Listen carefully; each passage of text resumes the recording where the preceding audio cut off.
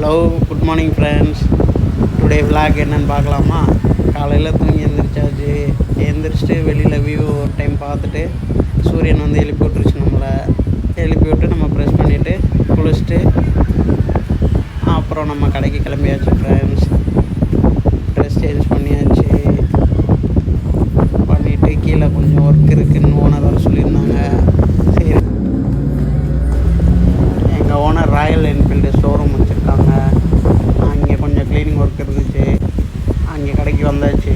எல்லாம் கொஞ்சம் க்ளீன் பண்ணுற ஒர்க்கெல்லாம் பார்த்து முடிச்சுட்டு டீ டைம் ஆயிடுச்சு. ஓனர் டீ வாங்கிட்டு வந்தாங்க. சாப்பிட்டுட்டு நம்ம சுத்தம் பண்ணதெல்லாம் மிஷினை வச்சு க்ளீன் பண்ணியாச்சு.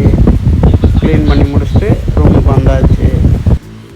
ரூமுக்கு வந்துட்டு ட்ரெஸ் சேஞ்ச் பண்ணிவிட்டு நைட்டு டின்னர்